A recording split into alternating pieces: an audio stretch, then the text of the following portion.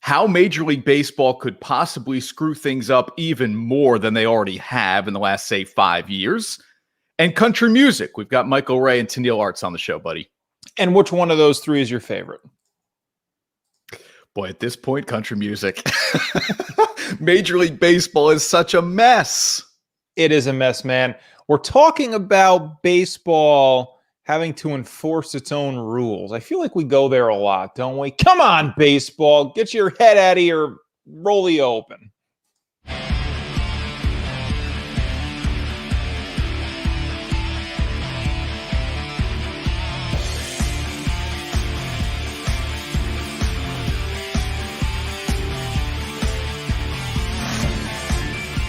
This is Honorado and Bagnardi, brought to you by Outfit House. All right, let's go, Bags. You said it. Major League Baseball has to enforce its own rules. Why is everything with baseball seemingly backwards? And of course, we're talking about the doctored baseballs, which really I thought would just kind of begin and end with pitchers. But no, in fact, now we've got hitters weighing in on how the baseballs are being doctored and why. And it's your boy, Pete Alonso. It is my guy, Pete Alonso. So, all right. We're talking about a sticky substance, right? That is apparently affecting the spin rate, something you know I can't stand talking about in general, the spin rate. I think that's part of the over-analysis of baseball that has taken place. You think it's legit. You think you're going to tell me that by calculating the rate at which a ball is spinning, that what? It's going to move more, right? Yes, that it's a more effective pitch. Fine. And I get that. But what good is really calculating that rate other than to determine whether or not there might be cheating involved? Because can't you just look at a guy and say, yeah, his stuff moves better, right? That's how it was in the old days. I don't care about putting a number on it or figuring out some kind of rate at which a baseball is moving. I care about looking at it and going, yeah, that guy has great stuff. Remember that's what we used to call it, great stuff? Yeah. Okay. But if that stuff is being affected by a foreign substance, which, by the way, is already against the rules, why is baseball just now sort of saying, boy, the pitching's really good. Might have something to do with this that's already not allowed. Let's start enforcing that rule that we should have already been enforcing. Yep. Why have the rules if you're not going to enforce them, Chris?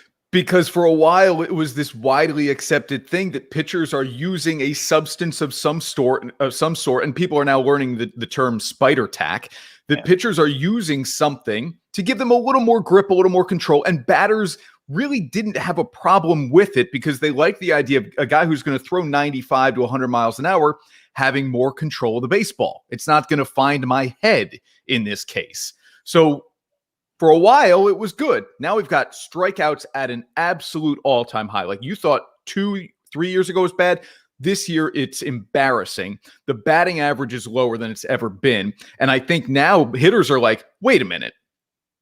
We're going to get you-know-what during free agency. And that's what Pete Alonso brought up, that if we're not able to put up big offensive numbers, we're not going to get paid, period. So you know what? Maybe I'll take a chance at a guy who's just a little wild in the zone if my numbers are going to go up. And I think baseball sees the same thing, Shawnee. Look at what the NBA has done. Adam Silver, the commissioner, has embraced the three-point shot because he understands scoring is cool. The NHL loosened a lot of its rules defensively because scoring is cool. And now Rob Manfred, who is the least cool person on the planet, I'm convinced of it, is now thinking, boy, we got all these strikeouts, the batting average is down, scoring is cool. We need to find a way to get more runs, and it can't just be home runs. Okay, a couple things. As cool as scoring is, what does scoring do to a baseball game? You're going to say slows it down, but I'm not convinced of that. Oh, I'm not going to say it slows it down. I'm going to say it makes the game take longer, though. Okay, and that is already, I think, a huge issue, maybe a bigger issue than not even enforcing your own rules for baseball, right? Because these games take forever. We've talked about this. And offense, to a degree, will obviously make that take longer. Now, look, I think the biggest issue with the time of game is just the time in between pitches. Mhm. That's what I think they need to really address if they're going to speed up these games, because you can't have games take 3.5 hours, right? It's too long. You can't have it. That's the number one concern for me for baseball to address. Yes, offense is certainly sexy to a degree, but look, as a Mets fan sitting over here, I'm saying I think what Jacob deGrom is doing is more enjoyable to watch than a team hitting 6 home runs in a game, okay? So that's the other side of it. Now, for Pete Alonso, and you know Pete's my guy. I think he's a great ball player. I think he's a good hard-nosed guy. I think he generally says the right thing, has the best intentions here. This is a strong claim that I think you need to have some serious evidence behind before you're going to make it, because what this really suggests is a conspiracy at the highest level of baseball, does it not? No, it absolutely does. And I think it's funny that clubhouse chatter has now gone public, and it's going to put more heat on the commissioner's office here. And maybe that's just the whole idea is we don't have anything to back up our claim. But what we do know is that if it is true, it's going to put an incredible amount of heat on the commissioner's office, and something will change. Well, and he said this like so sure of himself, like, no, this is happening. I'm just like informing you this is happening. Not like, hey, here's a theory guys are throwing around and I think this is interesting. Right. It's like, no, this is happening. And I think if you're going to take it to that level, like I said, I need to see more evidence. His evidence is, look, they will juice the baseball in a year where you have more pitchers that are going to be free agents, and then their numbers go down. They're not going to get paid. Then you turn around and you deaden the baseball when it comes time where you're going to have a lot of hitters who are free agents in the offseason. It's an interesting theory. And what does it ultimately do? Saves the owners money. When free agency rolls around, the owners don't have to pay this big time amount. I mean, there are going to be few guys now. Hold on. From the Mets perspective then, how much money did they just pay Francisco Lindor? And then they're going to turn around, deaden the baseball so he can't hit for you and make you look stupid for paying him all that money? And that's his own teammate. Yeah, I know. Okay. So look, my biggest issue here is prove it. If you're going to make a huge claim like that, if you're going to go public with the clubhouse chatter, I need to see some evidence. I'm not saying Pete is wrong. I don't think he's right, but I'm not going to go as far as to say he's wrong because I don't know that. But I'm not sure Pete knows it either. I think he is just repeating clubhouse chatter because the theory sounds pretty good. And he decided to go public with it, which, again, I think without that serious evidence is a mistake, especially if you're going to essentially accuse baseball of a huge conspiracy. And who's in on it? You just did something I would do. I don't think Pete's wrong. I don't think Pete's right, but I'm not going to say he's wrong. Well, he's got to be one or the other. Yes, he does. I don't know is my point, right? We don't know, but I don't think Pete knows either. How about the way Garrett Cole answered the question? And I love the point blank question.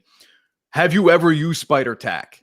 Mm-hmm. It was a long pause from from Cole. Your Mets mug throwing me off there. From Cole. And then he goes, I don't really know how to answer that. Well, there's only one way to answer it. It's either for every pitcher in Major League Baseball knows what spider tack is. I'm now convinced of that. So have you used it or not? And if you don't say no, what are you really saying? You're saying yes. Yeah. So why not just say, yes, I've used it? You've already got your $300+ million contract. I mean, I guess maybe somewhere already in some of these players' minds, the thought has crossed, if I admit to using some of this stuff, am I going to be kept out of the Hall of Fame? How is this going to be viewed? Is this a cheating substance the same way steroids were or a corked bat? Okay, if you don't want to go steroids, how about a corked bat? How about pine tar up too far on the barrel of the bat? Why aren't what pitchers are using to gain an advantage viewed as villainously as what batters have used in the past? That I struggle to understand, and I wonder if starters are already thinking, I better not admit to this because I don't know how it's going to affect me 15, 20 years from now.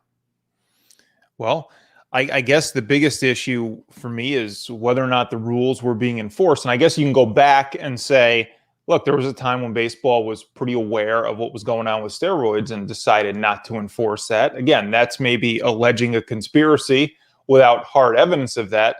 But based on all the things we know now, years later, a lot of people knew what was going on about steroids within teams, and then you would have to assume probably within baseball as well, right?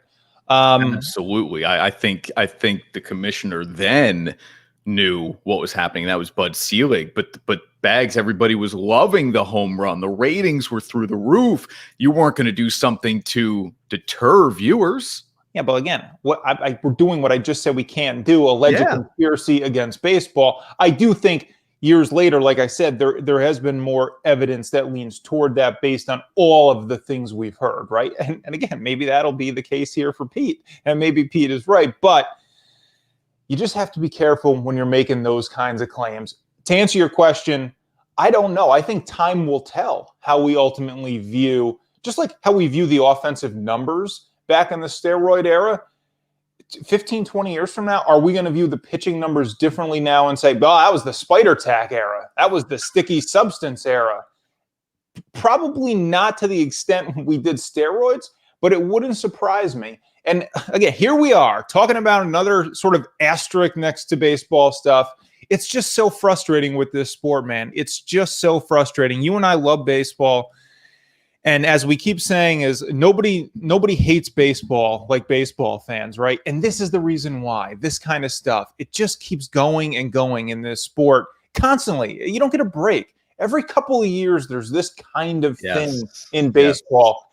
And for a game that, like I said, takes way too long to sit down and watch, you can't have this stuff going on behind the scenes too. You just can't. And it isn't like when other sports where the controversy kind of really helps drive the rating and the interest. Like with baseball, I think people are just so tired of it that when it does come back around, it's like, really? I mean, again, like I said, baseball just continues to find a way to really screw some things up. But by the way, too, we just, we had a team that went on to win the World Series, banging on trash cans. Can we mention that scandal too? It's too much, man. It's too much. Bags, are the NBA playoffs boring? A lot of blowouts. Now, I know we had a 7-game series, but it feels like there are a lot of blowouts. Game 2s between the Nets and the Bucks and the Suns and the Nuggets. You see the final margin of victory there for Brooklyn and Phoenix, 39-25. The Sixers won their game 2 by 16 points. Is this boring, man? Are we seeing way too many blowouts to keep you entertained deep into games? Well, as you know, I'm obviously a big Brooklyn Nets fan, so I'm not bored by my team having the success that they've had so far. You'd like closer games, of course, in the playoffs. Ultimately, though, what you want is close series, and you want close series as we move deeper into the postseason. So I think that's yet to be determined. Here's what I know. LeBron James is out. Steph Curry out. So we're going to have different guys, different teams competing for a championship here, and that's to some degree good for the sport. I'm not gonna sit here and say it's good for the sport that LeBron and Curry are sitting at home when you're playing your most important games. Yeah. But at the same time, there are still stars playing, okay? And ultimately, we're going to have new teams competing for a championship, which is good for basketball. You want that. You don't want it to be the same team or the same two teams year after year where you feel like, boy, until they really get knocked out, it doesn't even get interesting. And then they don't get knocked out, or it doesn't get interesting until the finals. It's interesting now because we have series being played in which you don't necessarily know how they're going to go, despite maybe the big margin on the scoreboard at the end of some games, because you can still get a close series. When a team wins at home with that kind of margin, like the Nets, like the Suns, it's less of an issue, right? Because you could still go now to the other team at home, and then all of a sudden we're sitting in a 2-1 or a 2-2 series. So until we get to that point where a road team wins, or you get to a game 5 in a series, it's not really decided yet, despite what you might see on the scoreboard. Playoffs are all about what? Adjustments. And yes, those scores are indicators that maybe a bigger adjustment needs to be made than maybe you'd like to see, but that doesn't mean that adjustment can't be made. So no, to me, they're not boring. They're exciting. I like seeing the different teams, and we still have stars, big stars playing, despite the fact they're not named LeBron or Steph Curry. You saw Carol's comment, I'll never be bored of my Hawks.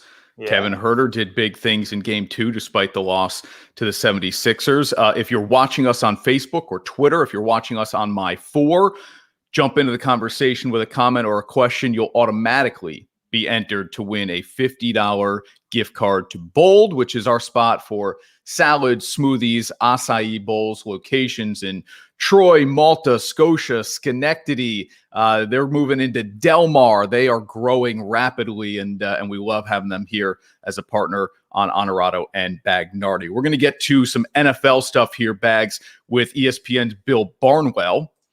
Can't wait to ask him about you-know-who, Aaron Rodgers. Right? I mean, let's get to my guy, Aaron Rodgers, and see if Bill Barnwell thinks he's going to be under center for the Green Bay Packers in 2021. And then we're going to talk with two country music stars, Michael Ray and Tenille Arts. They are headed to the Capital Region in late July for Concert on the Course at Pinehaven Country Club, all part of the Symetra Tour, which makes its annual stop here in the Capital Region. We're going to get into the NFL conversation here next on Honorado and Bagnardi. Happiness is found in simple things. The sun on your face, sharing laughs, at the campground, getting wet, relaxing together, the love of family. There's never been a better time to go outside and play. Alpenhaus Pool Spa Boat and RV, bringing families together and creating memories since 1964. Depressed, overworked, job sucks, underappreciated. When life sucks, just say Dillagaff. Our clothing line puts the FU back into fun. Nothing will give you greater satisfaction. Dillagaff isn't just an attitude, it's a lifestyle. Some people ride the crazy train, we drive that mother. Check out our selection at DillagaffUSA.com.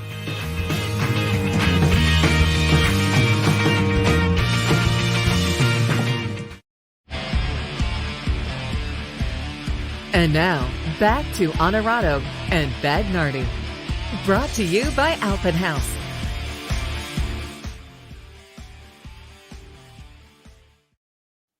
All right, Bags, you know I couldn't wait to ask ESPN's Bill Barnwell about Aaron Rodgers. He's not at camp. This is no longer voluntary. This is now we're into fine territory where the team can start taking away some of Aaron Rodgers' money. Do I really think that's going to happen? No, I think what they might do is they might get annoyed enough to fine him and then give him the money back later when he shows up, which is just so stupid. I wouldn't fine him. The last thing I would do is stoke the fire any more than it's already been in Green Bay. Let the guy show up when he feels like showing up, and you hope that week 1 he's actually wearing your helmet. What's the most important thing for the Green Bay Packers heading into next season? The number one thing. The number 12 is wearing a Packers jersey. You got it, buddy. So, yes, you're 100% right. I hate in sports the catering to big stars to a degree. Some of it, a small amount of it is acceptable because at the end of the day, the people who do the most work, who are the most important for your company, should be afforded some business perks, okay? But generally, I don't like treating people differently than you treat some others, okay? So this is Aaron Rodgers. Enough. Most important thing is making sure, like you said, he is under center next year. That gives you the best chance to compete for a Super Bowl, which is what your purpose is in life if you're a football team. So, yes. But you know what? Can we get some real perspective here, please? Enough of us. Here's Bill Barnwell from ESPN, who joined us earlier in the week. You know, he could have gone out of his way at this point to publicly say, you know what? It's been a good 15 years. I'm out. I'm ready to move on. Trade me somewhere else. And he has not done that. And the fact that when he's been sort of pushed to give that answer, he hasn't done it. He's been very professional in some ways, I guess. He's been very sort of vague and political about who he wants to blame. He has not been, he's had these opportunities to make this decision, and he hasn't done it. And maybe that means that he's just waiting. He doesn't want to, throw anyone under the bus publicly, and that's fine. But I think if you were really as upset as Aaron Rodgers is being portrayed in some circles, and if you were that adamant about moving on, you would be saying it. There would be no sort of shuffling. There would be no hesitation. You would have made up your mind. And to me, the fact that Aaron Rodgers did not say that when he was prompted and has not taken the opportunity to express that sentiment tells me what I need to know. I think it's very similar to the Russell Wilson situation. And that, is Aaron Rodgers unhappy? Yeah, I think he is upset. But is it enough for him to leave a team where he has a great chance, maybe the best chance of any team in the league, of making it back to a deep playoff run with players he knows and trusts, a coach who, I don't think he trusts the management, but the coach he seems to like by all accounts, in Matt LaFleur. I mean, I think that he recognizes that for a guy with a no trade clause, for a guy who, just won MVP, the best thing for him probably is sticking with the Packers one way or another. Maybe this is something that they just address this year and then he's gone next offseason, or maybe he signs a contract extension in August and that locks him up as a starter for the next few years and the Packers move on from Jordan Love and wipe their hands of the whole thing. Who knows? But I think the fact that he has not been adamant publicly about making this move suggests that he hasn't made up his mind. Nothing's final. That even though he's sitting out OTAs, which many other players are, that he will be the Packers starter in Week 1 of the 2021 season. So Bill Barnwell believes Rodgers will be the quarterback. You asked him to put a number on it, of course. You had to do that. And he says 75% feels pretty good. Let's table the NFL conversation, though, for a second here, because I get a little depressed every time I think about Aaron Rodgers and whether or not he's going to play for my Packers. And I see Michael Ray is ready to go. So, Bags, let's take a quick timeout. We'll do more NFL on the other side. But how about something joyful? Something I can really look forward to, and that is concerts returning to the capital region. Michael Ray, country music star, will join us next to talk about his appearance in the 518 coming at the end of July. Hang on. Nutrition is 80% of a healthy lifestyle. With 4 locations in the 518, Bold has you covered. Delicious? I think that's a yes. It's never been easier or more affordable to eat healthy. Salads with 17 dressings to choose from. Acai bowls with unlimited toppings. Power grain bowls, oatmeals, smoothies, artisan toasts, and Belgian waffles. Live bold 7 days a week. At work, home, or on the go. Dine in, grab and go, pick up or delivery. Live bold, eat bold. Teams. Athletes. Organizations. We're transforming the custom apparel industry through product and purpose.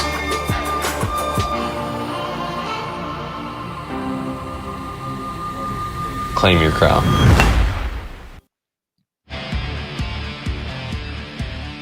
And now, back to Honorado and Bagnardi. Brought to you by Alpin House. Right.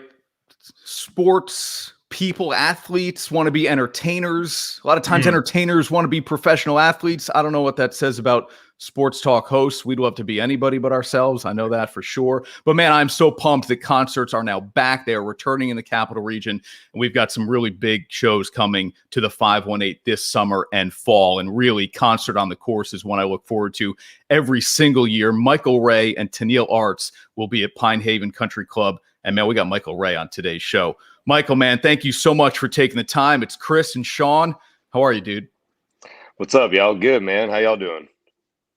We're excellent, man. Thank you for taking the time with us here in Albany, New York, where you'll be in just a little bit. But I know your tour starts in a week, less than that even. So we're going to get you in and out of here, man, because I know you're busy. How much are you looking forward to actually performing in front of people again?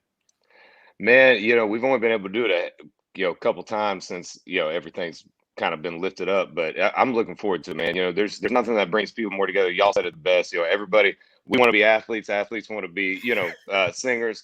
But we're all in it for one thing, and that's to bring entertainment to people that, takes them away from whatever's going on in the world of their own personal life, and being able to get back to that. And it's an important thing for both sides, and I'm excited for it.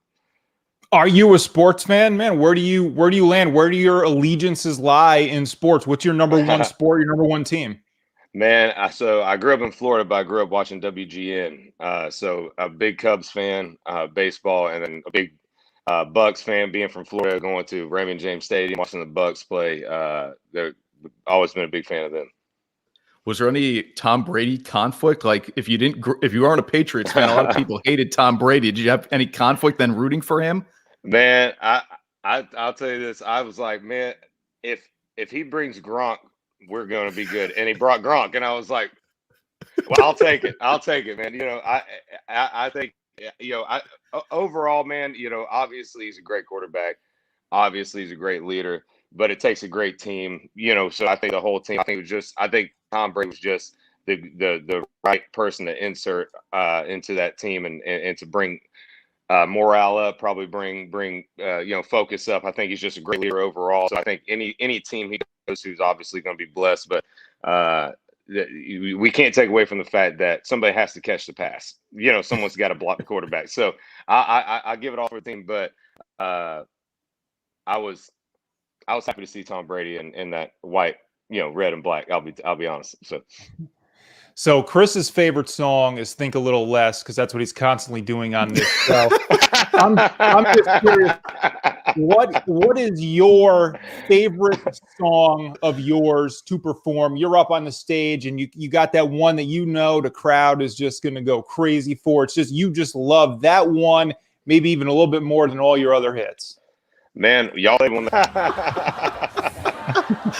Dude, what is it? That's Australia. Australia. Okay. I mean, what is it like when you've got everybody who knows your song and they're able to sing that? I'm watching that video and I see you just kind of take it in for a moment. What is that feeling like? Man, it's the biggest rush. It's the biggest. I mean, I don't know, I don't really know what to compare it to. It's like a high, man. It's like being on the best drug in the world, but it's also just this big humbling moment. Too, that we all work our butts off to get where we're at, artist-wise, athlete-wise. Everybody trains, puts in the time, puts in the hours, to hopefully be in the major leagues of whatever you're trying to do.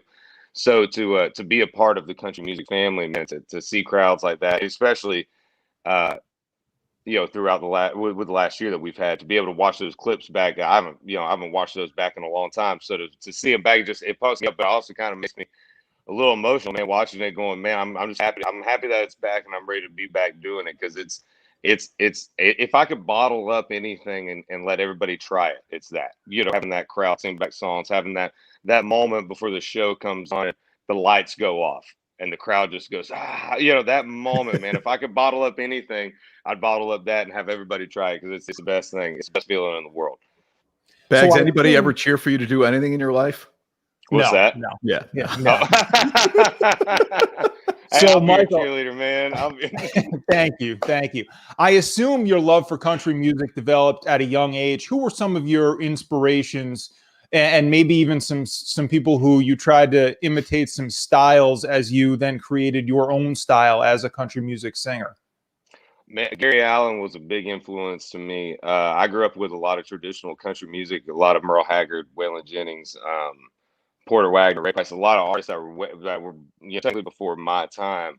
But my family's band, that's what they covered. That's what my grandpa loved. That's what I was raised around. So you're kind of a product of what you're around, So I grew up around them. And Gary came out with It Would Be You. And my parents are divorced. My dad was dropping me off at my mom's house, and it came on the radio. And he was like that blend of today, but old Bakersfield, Buck Owens, little Dwight Yoakam, all that stuff. But he was like that. He was the now. And he had this grit voice, and I was like, that is the coolest dude in the world, and I want to be that guy. So Gary Allen was a big influence on me, somebody that I still, especially with this record coming out, I really went back to his records and his influence and that Bakersfield feel.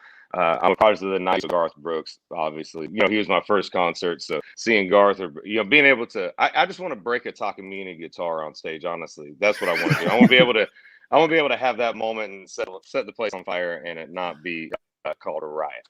Hey, if I bring a cheap guitar to Concert on the Course on July 24th, will you smash it on stage? 100%, absolutely, yeah, absolutely. I'll smash it on stage. Sean, here's what we do. We get a cheap guitar. Yep. We get the show logo and maybe even our faces printed on it, and Michael just smashes the hell out of the thing. That would be awesome. I love it. Deal. We could easily do that. Yeah. Done deal.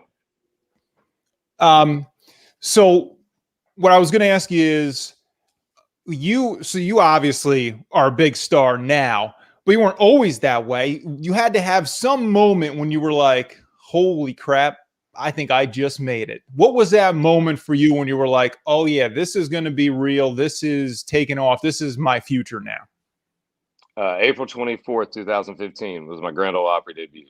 In that moment, my family was in town. My dad, I always joke with everybody. I'm like, if you wanted to rob Eustis, Florida, where I'm from, April 24th, 2015 was the day to do it. Because I think my dad had everybody and their mother in a van headed up to Nashville to see me do the Opry. That moment, man, I don't think you ever technically feel like you made it. I think there's always, things to work towards, or, goals to do, or places that you want to play, or, bigger crowd you want to go to.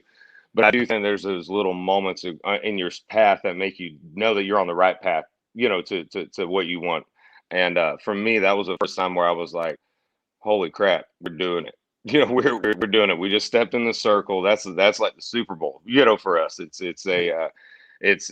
a mother church of country music. And so being able to stand in that circle where Elvis stood, Johnny Cash stood, Loretta Lynn, Jenny Seeley, all these greats, so many boots and so many heels have stood and made country music what it is. To just stand there and know that that's 15, 20 minutes, you're representing country music and you're a part of that crew is like no other, man. I don't really know how to explain it, but to answer your question, that day was probably the day where I felt like, all right, we're doing it. we're on the right path. We got it. Yeah. Let me get you out of here on this, Michael. As we all were kind of locked up in our homes for a good number of months during the pandemic, you created this thing called Honky Tonk Tuesday. Can you tell us about the genesis of this while you're locked up at home, and how you were able to really kind of connect with fans on a virtual level? Yeah, it was honestly out of boredom. I was like, how many times can people hear us sing our own songs? Because at the time we were doing all these Instagram lives, and I'm like, yep, man, we're doing like 5 or 6 to 10 of these a day singing our songs. And I started looking at them like, it's really the same people watching. So I as a country fan, first off, I missed concerts. I missed the festivals. I missed being able to play shows with, Tracy Lawrence or Mark Wills, or, these guys that I grew up listening to that are now buddies of mine. And I thought, what could we do that could bring people away from this for at least an hour a week?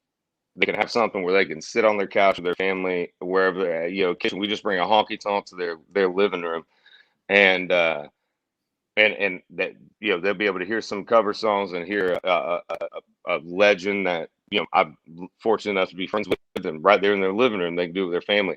So it started, man, in this like a little room in a house, and then it ended up being, I think we crossed over 1 billion streams on it. It ended up being this crazy thing that the fans brought to life. I didn't know it'd grow like it did. So it was a blessing for me. It was something that kept me sane, but also I think that it just proved that people want concerts, man. People want to be able to get out and share those moments with their family, their friends, and just cut off the world for a little bit. So it all kind of started out of boredom and me going, how many times can people hear me sing a little less, and still want to hear it, So I started that, and fortunately, had the friends that were able to pop on and do it. So.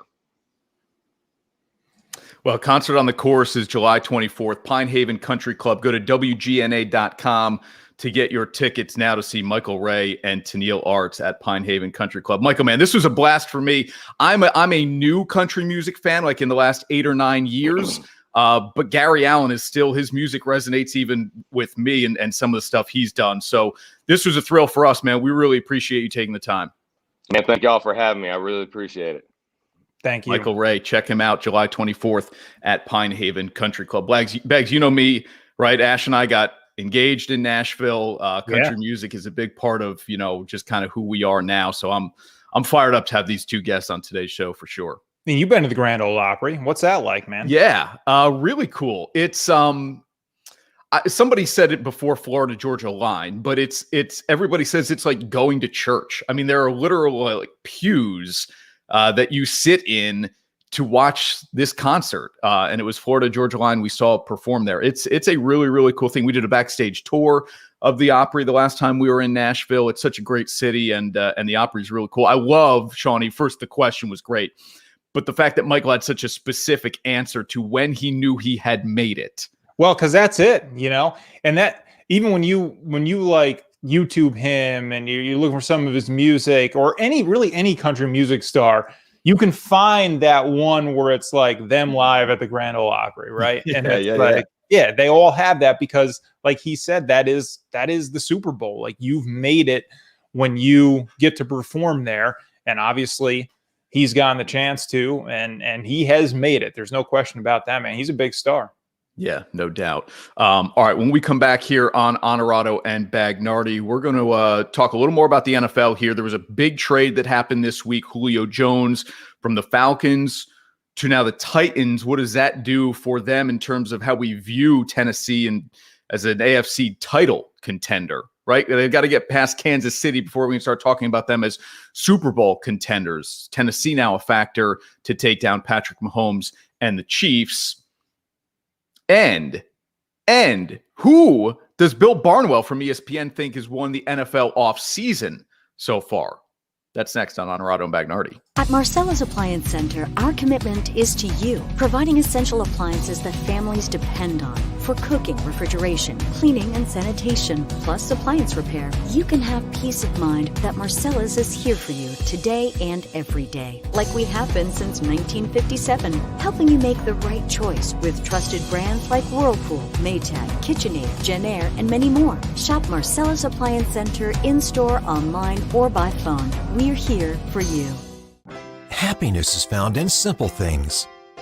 The sun on your face, sharing laughs, at the campground, getting wet, relaxing together, the love of family.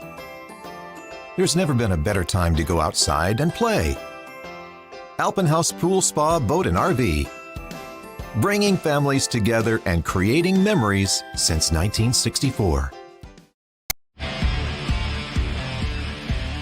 And now, back to Honorado and Bagnardi.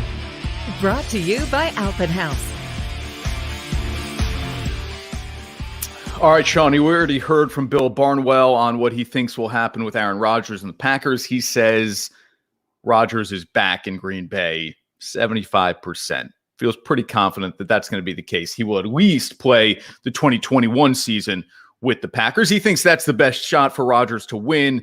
It just kind of also makes the most sense career-wise right now. After 2021, I guess we'll see. I'll keep my fingers crossed on that. But there was a big, big trade in the NFL this week. Let's hear from Barnwell, and then we'll give our thoughts on what Julio Jones means to the Titans. It's one thing to trade away a franchise player, trade away a guy who's maybe one of the best players in the history of your franchise. But they got a second-round pick. And it wasn't even like that was an unreasonable return. Like, that was kind of what they were expecting just because of how messed up their cap situation was. And, there's just no joy in trading. Like, if you're trading Matthew Stafford to the Lions, you get 2 first-round picks, that's one thing. Okay, we're rebuilding. We're getting this big haul for our player. But to get a second-round pick for a team that's probably going to make the playoffs for for a guy who's been so incredible in your uniform, it's just sad. Like, it's just a bummer for Falcons fans. But from Tennessee perspective, it's a really interesting trade because the situation this reminds me of a little bit is Minnesota, where the Vikings were a team that had a super expensive quarterback in Kirk Cousins and 2 very talented, highly paid wide receivers, Adam Thielen and Stephon Diggs, and they had a head coach who wanted to run the ball. Where their focus was, we're going to run the ball first and foremost. That's the team we're going to be. And it's like, well, that's fine. You can build a team that's going to run the ball successfully. But why are you paying your quarterback so much money? Why do you have 2 expensive wide receivers if you're going to run the ball? And that's sort of why the Stephon Diggs trade made sense to me for Minnesota last year. It really turned out to be a win-win for Minnesota and Buffalo in some hindsight. And now in Tennessee, with Derrick Henry, we know, hey, they want to be a run-first football team. They don't throw the ball very frequently at all. They're efficient when they do it, but they're not a very run-heavy football. They're not a very pass-heavy football team. And now you have Ryan Tannehill making $30+ million a year. He's been certainly talented and deserves that. You have Julio Jones making, I think, about $13 a year, maybe going to get an extension next year possibly, but a highly paid receiver, and again, he deserves it. And A.J. Brown, who's going to get an extension next offseason, probably around $20 million per year. So to me, I think there's a scenario where this does transform Tennessee, where they're a more well-rounded offense and they're a better passing attack than they were a year ago, and that sort of gets them to the next level. But I could also see a conflict here where you're sort of at odds with what you want to be and what you're actually paying your players to do. Interesting thoughts there, I thought, by Bill, because he's saying we got a conflicted franchise maybe in Tennessee. I see it a little bit differently. Like, the Titans realize the window is now, right? Derrick Henry is still at an elite running back level, and we know once you hit 30 at the running back position, you're going to go down a little bit. So if Julio Jones can get us over the hump and we only have a 2 or 3 year window in Tennessee, let's take our shot now. Yep, that's exactly it. You hit the nail right in the head with Henry, because for running backs in particular, that window is so much smaller. And when they are your primetime player, that means as a team, your window is so much smaller. So I like the move. I like going for it. I have a hard time piecing together an AFC championship game in my head in which Tannehill beats Mahomes, right? That's still the headline matchup there. I don't know that this puts them over the hump, but you got to go for it. The window is now. I like the trade for them. And look, who knows? I don't think you're going to outscore Tennessee or Kansas City, rather. And that's really what this move you're kind of hoping to do. And again, I don't think that's going to get you over the hump there, but I like going for it. You got to go for it. We'll get to Barnwell's thoughts in a moment here on what team had the best offseason. Oh, by the way, it's the team that had the best season last year. But Bags, we just spoke with Michael Ray, who's coming to the Capital Region. I cannot wait to see this woman perform in person as well. Tenille Arts, she's as hot as anybody right now in country music with her single, Somebody Like That. And Tenille Arts is joining us on Honorado and Bagnardi. Tenille, hello, it's Chris and Sean. Thank you so much for taking the time with us. First of all, how are you? Thank you. I'm doing well. I had a fun night last night at the CMT Awards, so this was super fun to wake up and get to chat with you guys. So thanks for having me. Well, thanks for setting the alarm early for us. We appreciate that. First question, have you ever performed on a golf course before? I actually don't think I have, so this will be a first for me, for sure. All right, Chris mentioned the big hit, Somebody Like That. I want to know where that all came from, right? How does that song come about? How is it your song? And then now it just taking off. Yeah, so I mean, I wrote this with my friends Allison Belts Cruz and Alex Klein, and Alex also produced it. And this song really came from a real place in my life. You know, I had just gone through a breakup and I had written all of the sad breakup songs that I could think of and really just wanted to write something hopeful about looking for love again. So that's what we came out with. You know, we painted a picture of some of the different ways that people find love and kind of just what we wanted to find. So that's how this song came about. And I'm a big fan of my co-writers, so they had a huge play in this song as well. What I think is really cool, and I read this, I think, in Forbes, is that all 12 songs on your album, Love, Heartbreak, and Everything in Between, were written by you, or at least co-written by you. How much pride do you take in the fact that your material, your songs, are your own personal work? I mean, I just think it's really natural for me to write songs about my own life. You know, I think a lot of people just want to know what other people are going through. And I think if I can share a little bit of my story, it makes people feel a little less alone, or maybe somebody else has gone through the same thing that they have. So it's really natural for me to just write about my life. And the fans have really grabbed onto that. They know everything about my personal life. So it's really fun to be able to share that side in my songs as well. I'm curious on the process of writing a song. Like, how much of it to you is about the words first, like what you're actually going to be singing versus the music and how the two are going to pair together? Do you kind of have the message in your mind that you want to get first, or are you thinking about notes and tunes and then trying to put the words to that? I kind of always start with an idea or a title. I like to kind of have that first, but as far as finding the melodies to go along with it, I always just try to make sure that the melodies are matching the feeling of the song and what I want to portray. So even if there were no words, somebody would be able to feel how I was feeling, whether it was happiness or sad or whatever it is. I try to match those melodies as well as I can to the idea of the song. You are in my country music wheelhouse. I came to love country about 8 or 9 years ago, I'd say. And you're a young country music star from Canada. So can you tell us how you latched onto this genre and how it became the one that you really wanted to pursue?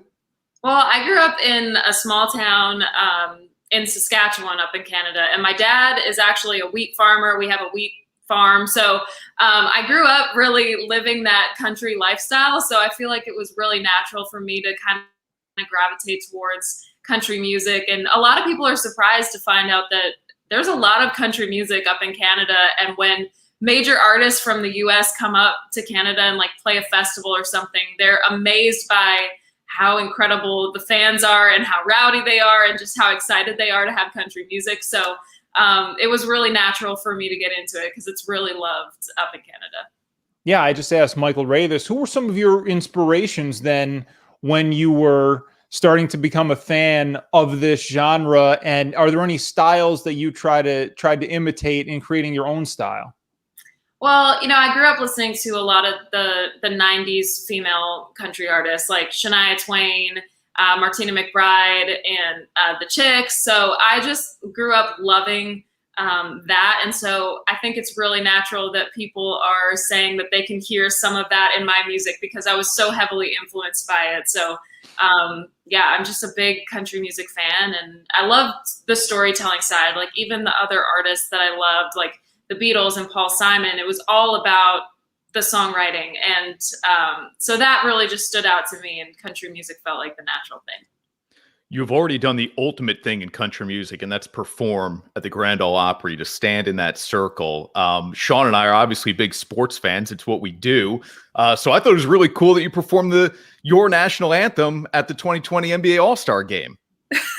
That was incredible, but the most nerve-wracking thing I've ever done in my entire life. So I don't think I'll ever do that again, but it was incredible. And to just kind of see that side of the sports world was incredible. I loved every minute of it. So you just kind of answered it. I was going to add, you do get nervous? Do you get nervous even like if it's your own concert and it's just your own songs, like every time you get up there? Or is it more of sort of an energy that you get as opposed to a nervousness? I mean, I try to channel that nervousness into energy, and just like excitement, but there are certain times that I just can't help but be super nervous. Like every time I play the Grand Ole Opry now, it's those same nerves. Like I feel the same nerves that I had when I was going out for my debut. It's just one of those historic places, and you just, you have to honor that history. So it makes you really nervous, but I don't know. It kind of depends on every situation. I'm nervous for every show right now because we haven't done many shows. So it's like trying to get back into that. I really have to like focus on not being nervous and just giving it my all, Ugly United States question. Are you a hockey fan? I am a hockey fan. Yeah, I grew up, watching a lot of hockey. My brother played, so I love hockey. Okay. Is there one team in particular, or do you just kind of love to follow the sport? Sean and I, we have our individual teams, but honestly, we think it may be the most exciting playoffs there is, the Stanley Cup playoffs. Yeah, it's been really exciting. My boyfriend watches it all the time. I'm not necessarily, I like to watch sports like in person. I'm not so much as a TV sports person, but growing up in Saskatchewan, we didn't really have a team. So as soon as I moved to Nashville, I was kind of like, I'm just going to hop on the Predators. So I was going to ask, have they convinced you to throw a catfish onto the ice yet at a Preds game? No, but I will say this is something I did not know. Yesterday when we were filming the CMT Awards, they have a live catfish just like chilling in a giant aquarium, and it was the strangest thing for me to see, just a live catfish. I'm like, I hope they don't use that to throw it out on the ice. All right, so you mentioned the heartbreak, then you mentioned the boyfriend. Easier or harder to write a country music song when you're in love as opposed to looking for love? Much harder to write them when you're in love. It's easy to go to like Cheesyville, you know? So I really haven't written many songs for my boyfriend yet, but. So if you get writer's block, he's out. He's out. No, seriously, every once in a while I'll write a breakup song, which I love to do because I know that my fans are still going through breakups and I can still like channel that, but then I'll show him the song and he's like, are we good? Are we okay? Yeah, I can see that. Okay, so don't ever date a country music singer. You'll be on pins and needles your entire life. That's right. Good to know. Tenille, you're going to make your first trip to the Capital Region in late July, Pinehaven Country Club. It's Concert on the Course. For tickets, go to WGNA.com. But you're going to make a second trip as well in October. How pumped are you to, one, be performing with Michael Ray, obviously, at Concert on the Course, but then with Lady A and Carly Pearce and Nico Moon? I'm so excited. Honestly, I hung out with Lady A a little bit last night, and we're just all so excited about this tour. It's something that I think we're all going to remember for forever because it's, you know, our first big tour back out of the pandemic, and it's just this community feeling. You know, they've got us all in a group chat, and we're constantly talking about the tour. So it's really exciting, and yeah, I can't wait to come and see you guys. You know, I get to be there with Michael Ray, and then on the Lady A tour, it's so fun. I'm so glad that I get to come back so many times. All right, Tenille, thank you so much for taking the time with us here. We can't wait to see you July 24th. Again, Pinehaven Country Club, WGNA.com for your tickets to Concert on the Course. Take care, and we'll see you in about a month. Thank you so much. See you guys soon.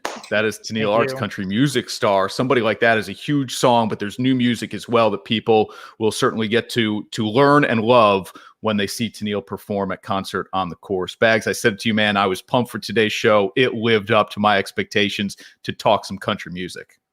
Yeah, man, look, you are a much bigger country music fan than I am, but yeah, when you said we're going to have these two people on the show today, these two stars, I started listening to their music, of course, and I'll be honest with you, I got into it, man. They're very good. They're catchy tunes that they have, and it's not just one each. Like, they have a list of very good music. And that's it, because when Ashley and I first started dating, she said she was a big country music fan, and I kind of looked at her sideways, and I thought, not for me. But then you listen to it, and I think it rubs some of the old school country people the wrong way, because there is a lot of pop influence behind this music now. So if you like pop, you'll like country music today because it has a lot of that behind it already. It isn't as twangy as it was in the 80s and 90s. Exactly. That's kind of the word that, yeah, that's exactly right. Yeah. Okay. All right, Bags, you asked Bill Barnwell. Good question here. Who won the NFL offseason? I was surprised he had as specific of an answer as he did, but this is from ESPN's Bill Barnwell on maybe the top team going into 2021. The team that's won the offseason to me is the team that's done the least in a way, or added the least in a way. And that's Tampa Bay. You know, where the Buccaneers, I mean, every Super Bowl team tries to bring back as many pieces as possible. And we don't know, hey, Tampa Bay might not be as good as they were a year ago in 2021. But, man, just about every single guy who was on that roster is coming back. I went to the numbers. I think there's maybe like one player who played more than 150 snaps for them last year on offensive defense who's not coming back, and it's Joe Haig, who I think was the backup lineman who dropped that touchdown pass in the Super Bowl. Right. I mean, they have every starter coming back. A lot of their depth pieces are coming back. They had a full draft to work with, so they added some pieces in the draft. I mean, this is a team that, you know, looked really good by the end of the season last year. Once Tom Brady kind of got comfortable in that offense, they looked really good over the second half and into the postseason. And everybody's coming back. So, I mean, it doesn't mean that they don't have the flashiest offseason. They didn't add that big piece the way they did a year ago where it was Brady and Gronk coming in. But I think when you go to the Super Bowl, when you play at a high level, when you're one of the top teams in the league, and then you bring back everyone of note, I think that's a really impressive offseason. Can we go back to hating Tom Brady now that he's won away from New England? Back? Never stopped. Oh, but you weren't really, I mean, part of you was pulling for Brady last year, wasn't it? No. Why would part of me pull for him? Come on. Deflategate, Spygate, all those years in New England. No. Because I'm rooting for Tom Brady. But no longer doing it in New England. It almost came like everybody rallied against the New England machine. Yeah, the only reason you'd root for him is that if in some way you felt like it was spiting New England and Belichick and they were going to be more miserable because of it. But I get the impression a lot of Pats fans were pulling for Brady last season. So, no, doesn't really do it for me. Which I think is interesting because there wasn't a fiber in my being that ever rooted for Brett Favre when he was wearing a Vikings uniform. Right. Well, when he was wearing a Jets uniform, I was a little kind of like, I wouldn't mind seeing this guy do well. But so maybe that's the conflict in the division. Brady was in a whole nother conference. Pats weren't great last year. Let's get behind our guy. Yeah, I rooted for Jason Kidd to win a ring in Dallas. And it didn't come easy for me because there was a big part of me who was like, he didn't win it with us. I don't want him to win one. But then I was like, you know what? He deserves one for his Hall of Fame career. So I was rooting for him in that series. But you're right. It's interesting, man. You want your people on your teams and seeing them somewhere else. And I mean, and certainly the Vikings, if you're a Packers fan, I mean, that's the ultimate. But even just doing it anywhere else, having any kind of success just makes you jealous of the fact that that success didn't come more with your team. Yeah, look, your Kidd example just amplifies my fear of Rodgers doing it somewhere else. Right. Do you agree with Bill that they won the? Who do you think has won the offseason?